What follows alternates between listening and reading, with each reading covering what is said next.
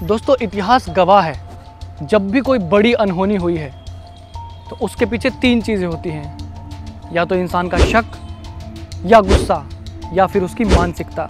और इन तीनों के चलते इंसान कर बैठता है एक ऐसी वारदात जो दूसरों के लिए या तो सीख बन जाती है या बन जाता है डर।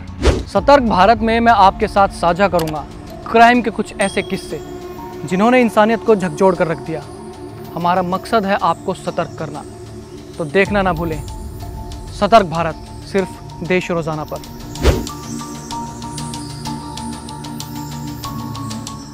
वेलकम टू देश रोजाना। मेरा नाम है किरण और हमेशा की तरह मैं हाजिर हूं आप लोगों के लिए फिर से एक और कहानी लेकर। क्राइम की दुनिया की वो कहानियां, वो किस्से जिनसे हमें कुछ ना कुछ तो सीखने को मिलता है, और कुछ नहीं तो हम थोड़ा अवेयर हो जाते हैं चीज़ों को लेकर, और ये अवेयरनेस ही हमें हमारे साथ कोई भी हादसा होने से बचाती है। कुछ भी स्टार्ट करने से पहले मैं एक बात आपको ज़रूर बताना चाहूँगा कि हमने बचपन से सुना है, हमारे बड़े बुजुर्गों ने कहा है, एंड पिक्चर्स में, मूवीज़ जो हम लोग देखते हैं उनमें भी हम लोगों ने देखा है कि कहते हैं कि आप अपनी किस्मत और अपनी मौत से कभी नहीं भाग सकते।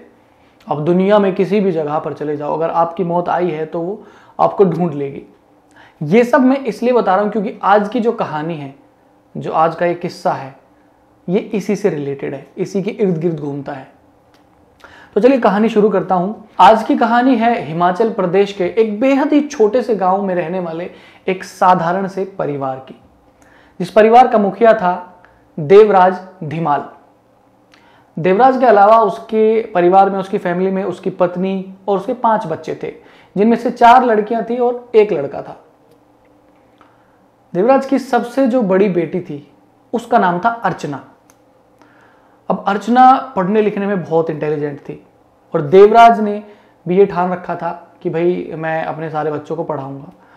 वैसे पेशे से देवराज एक कारपेंटर था, बढ़ई जिसे हम लोग कहते हैं, एंड वी ऑल नो कि भाई एक कारपेंटर या एक बढ़ई जो है वो अमूमन महीने का कितना ही कमा लेता है।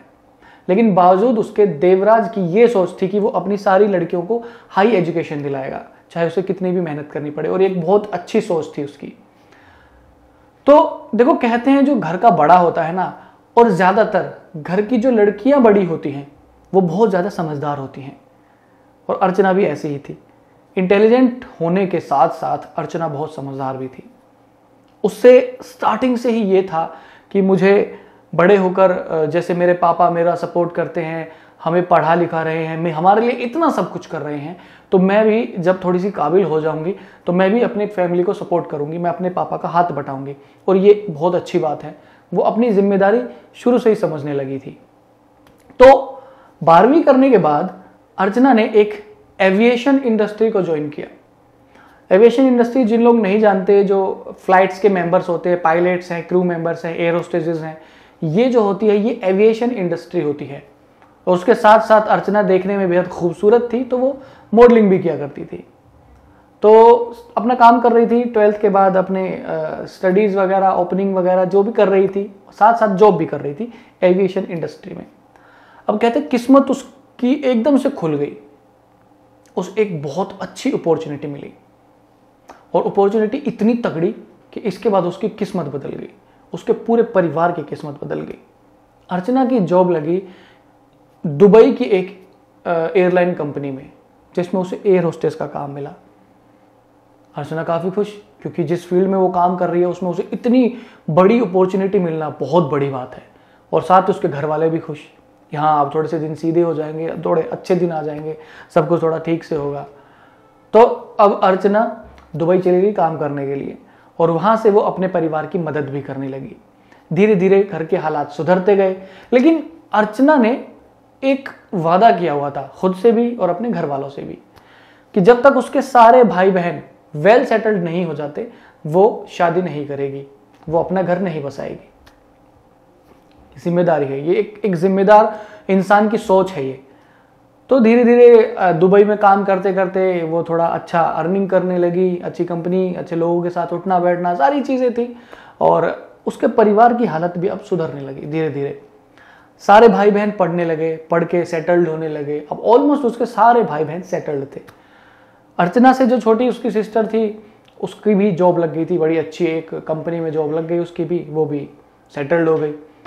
तो अब अर्चना के पिता या उसके घर वालों ने उसको कहा कि भाई ठीक है, तुम जॉब कर रही हो, अच्छा कमा रही हो, अब तुम्हारे सारे भाई बहन भी पटरी पर आ गए हैं, अच्छा कमा रहे हैं, वो लोग भी वेल सेटल्ड है, तो जो तुमने खुद से वादा किया था या जो तुमने कसम ली थी वो ऑलमोस्ट कंप्लीट हो गई है, तो अब आपको शादी कर लेनी चाहिए और आपकी उम्र भी हो गई है। ऑब्वियसली 25-26 साल की उम्र हो जाती है शादी की, कई लोग ऐसा सोचते हैं। तो अब अर्चना ने सोचा कि बात तो ठीक है, मेरे सारे भाई बहन भी सेटल्ड हो गए हैं, घर की हालत भी सुधर गई है, तो मैं चलो शादी के लिए सोचती हूँ। तो अब अर्चना ने शादी का मन बनाया कि भाई हाँ ठीक है, अब हम कोई लड़का देखते हैं। घर वालों ने कहा कोई अच्छा सा लड़का तुम्हारी नज़र में हो, तुम्हारा दोस्त हो, तुम उसको जानती हो, तो अगर वो है इस लायक तो तुम शादी कर सकती हो। तो ठीक है। अब एक डेटिंग ऐप के जरिए अर्चना की मुलाकात होती है एक लड़के से। इस लड़के का नाम है आदेश। आदेश केरल का रहने वाला है, अच्छे परिवार का पढ़ा लिखा लड़का, बेंगलोर में काम करता है, सॉफ्टवेयर इंजीनियर है। तो एक सॉफ्टवेयर कंपनी में आदेश काम करता है। तो इन दोनों की बातचीत शुरू होती है। अब दोनों को बात करते करते काफी टाइम हो गया था, ऑलमोस्ट 7 महीने बीत चुके थे। एंड वी ऑल नो कि डेटिंग एप्स में यही होता है कि भाई पहले एक दूसरे से वहां ऐप में चैट होती है, फिर नंबर एक्सचेंज हुए दोनों के, काफी बातें हुई, अपनी अपनी पर्सनल चीजें शेयर की, पर्सनल बातें शेयर की ना। अब इन दोनों का सिर्फ मिलना बाकी था। तो आदेश बेंगलोर में काम किया करता था एंड अर्चना एक फ्लाइट एजेंसी में दुबई में काम किया करती थी। तो आदेश से मिलने के लिए अर्चना कई बार बेंगलोर आ जाया करती थी, उससे मिला करती थी, दोनों क्वालिटी टाइम जो है स्पेंड किया करते थे एंड बाकी सारी चीज़ें। एंड एक चीज़ और यहाँ पर मैं ऐड करना चाहूँगा, अर्चना की जो बहन थी जिसकी अच्छी जॉब लगी थी वो बेंगलोर में ही जॉब करती थी। लेकिन अर्चना ने कभी भी अपने घर वालों से ये चीज़ नहीं छुपाई कि वो आदेश से मिलने जा रही है। उसके घर वालों को हमेशा पता होता था कि वो मिलने जा रही है, सारी चीज़ें बिल्कुल ठीक चल रही थी, एकदम बढ़िया।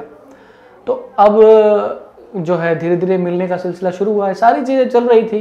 तो अचानक एक दिन 7 मार्च 2022 को अर्चना अचानक से बेंगलोर पहुंचती है और इस बार वो अपने घर वालों को नहीं बताती, वो सीधा जाती है आदेश से मिलने।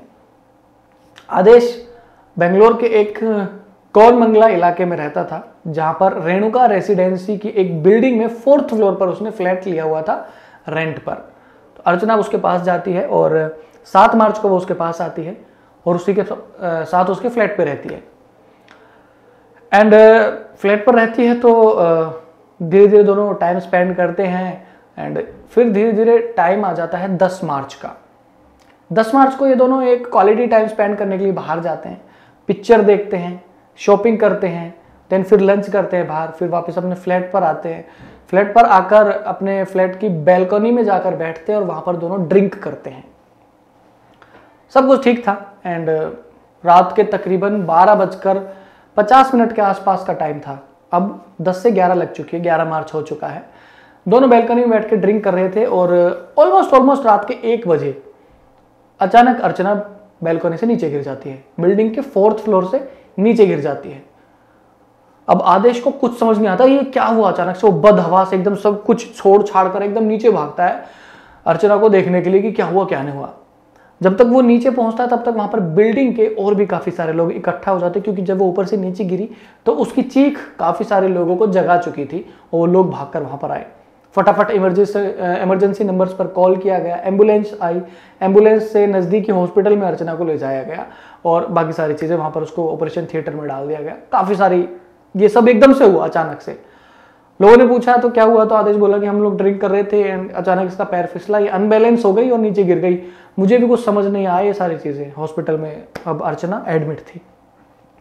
इधर पुलिस वालों को जो है, सोसाइटी वालों को क्योंकि ये सब पता था कि क्या हुआ है, तो पुलिस ने जो है एक एक्सीडेंटल केस इसको दर्ज किया है, जो रिपोर्ट दर्ज की अपने जो उसमें खातों में, वो एक एक्सीडेंटल केस की रिपोर्ट दर्ज की। और इसी दौरान आदेश अर्चना के घर वालों को भी फोन कर चुका था कि ऐसे ऐसे बात है, एक एक्सीडेंट हो गया है, अर्चना गिर गई है छत पर से, अभी फिलहाल हॉस्पिटल में एडमिट है, उसका ट्रीटमेंट चल रहा है। लेकिन तब तक डॉक्टर्स अपने बाहर आए उस हॉस्पिटल के और आदेश को बता दिया कि दैट हम उसे नहीं बचा सके और अब वो मतलब उसको मृत घोषित कर दिया, उसे डेड डिसाइड कर दिया कि वो मर चुकी है, बिकॉज काफ़ी ब्लड वगैरह बह गया था उसका, ये सारी चीज़ें थी।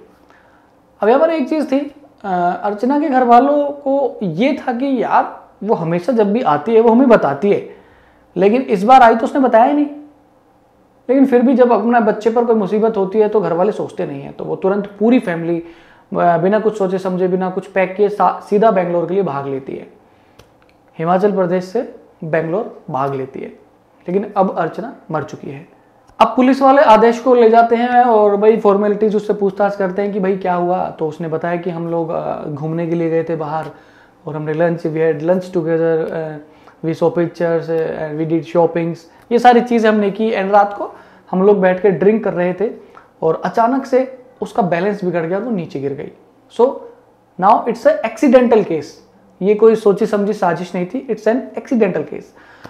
अब ये सारी चीज़ें थी, ऑलमोस्ट सारी फॉर्मेलिटीज़ कंप्लीट हो चुकी थी। नाउ अर्चना के घर वाले पुलिस स्टेशन पहुंचते हैं, उसके माँ बाप और बाकी भाई बहन, तो कहते हैं कि हमें एक रिपोर्ट दर्ज करानी है, ये कोई एक्सीडेंटल मतलब एक्सीडेंटल केस नहीं है, ये एक मर्डर है और उसका मर्डर किया है आदेश ने।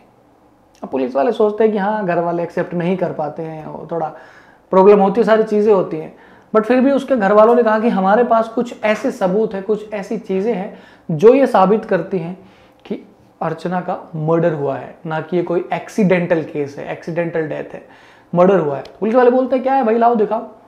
तो अर्चना की जो बहन बेंगलोर में काम करती थी उसका नाम था अंजना। अब अंजना, इसकी एक छोटी सी स्टोरी है पीछे। अर्चना जब भी बेंगलोर आती थी और आदेश के साथ टाइम स्पेंड करती थी तो वो सारी चीज़ें उसको बताती थी, अपनी बहन अंजना को सारी चीज़ें बताती थी, व्हाट्सएप पर या चैट्स में कैसे भी करके बताती थी। तो अब अंजना के पास सारी चैट्स जो थी वो सेव थी, उसने पुलिस को दिखाया। उसने बताया कि पिछले कुछ टाइम से अर्चना आदेश को शादी के लिए बोल रही थी, बिकॉज अर्चना को लगा कि अब हमें इस रिश्ते को शादी में बदल देना चाहिए, हमारा जो ये रिलेशन है इस रिलेशन को शादी में बदल देना चाहिए। और ये सारी बातें तब भी चल रही थी जब अर्चना और आदेश जो है ड्रिंक कर रहे थे, ये सारी बातें उस टाइम भी चल रही थी। तो अंजना ने दिखाया कि भाई मुझे अर्चना ने बताया था कि मैं आदेश को काफ़ी टाइम से शादी के लिए बोल रही हूँ, लेकिन वो मना कर रहा है, बिकॉज मुझे ये शक है कि आदेश का किसी और लड़की के साथ भी अफेयर चल रहा है और वो मुझे चीट कर रहा है, और इसीलिए मैं उस पर शादी का दबाव बना रही हूँ।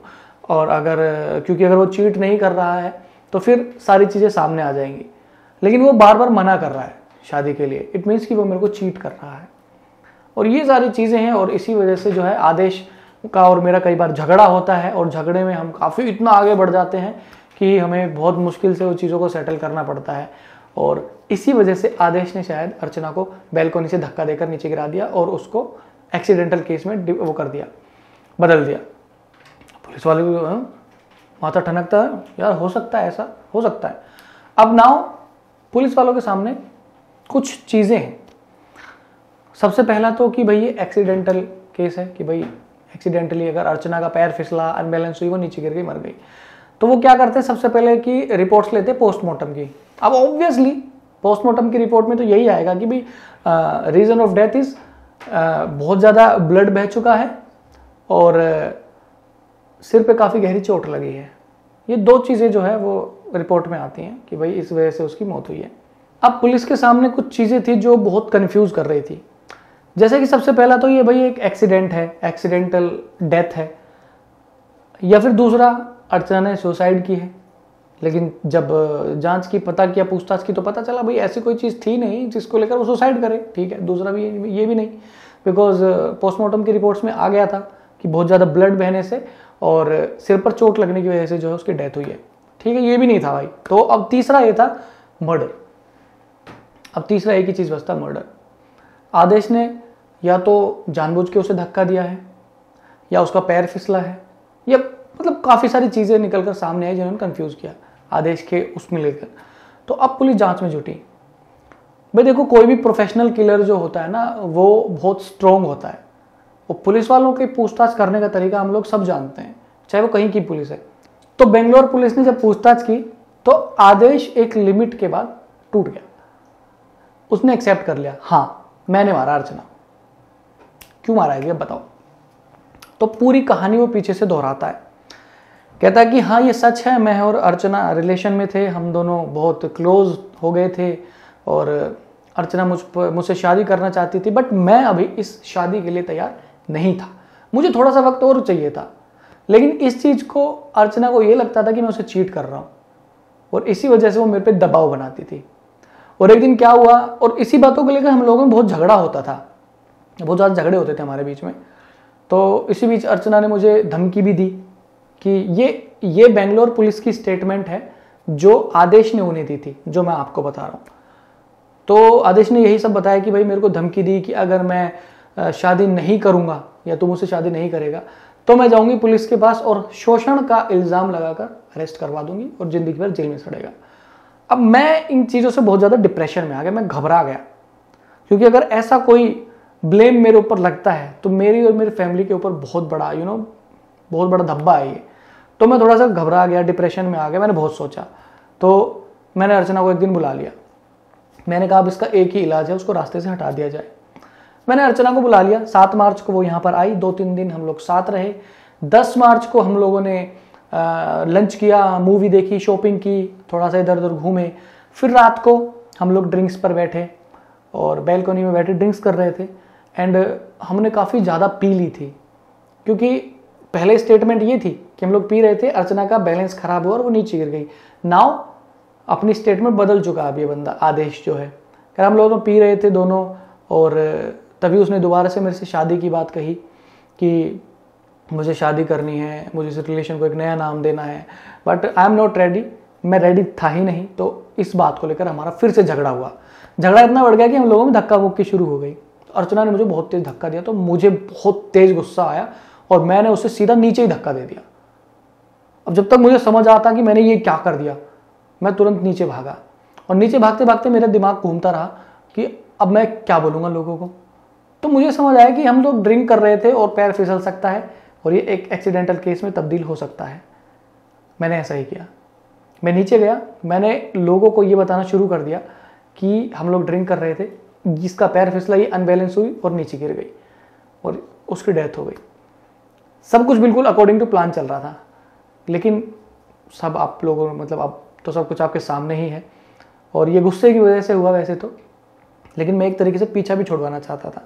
तो आदेश ने एक मर्डर को एक एक्सीडेंटल डेथ में कन्वर्ट कर दिया, उसे बदल दिया कि ये एक एक्सीडेंटल है। वो बड़ी आसानी से बच भी जाता, लेकिन कहते हैं ना कि मुलजिम कितना ही बड़ा क्यों ना हो, कानून के हाथों से नहीं बच सकता। कोई ना कोई, देखो जो शातिर होते हैं ना, शातिर लोग, वो भी कोई ना कोई छोटा बहुत क्लू छोड़ देते हैं और वो छोटा सा क्लू बहुत बड़ा सबूत बन जाता है। ऐसा ही, और आदेश तो एक सॉफ्टवेयर इंजीनियर था, वो कौन सा सीरियल किलर था जो इन चीज़ों के बारे में से पता हो। तो एट द एंड यही था कि जो मैंने आपको स्टार्टिंग में कहा था कि किस्मत और मौत आपको कहीं भी ढूंढ लेती है। दुबई में काम करने वाली लड़की की मौत उसे भारत खींच कर लाई, इंडिया खींच कर लाई और उसको यहाँ तक अंजाम में पहुँचाया।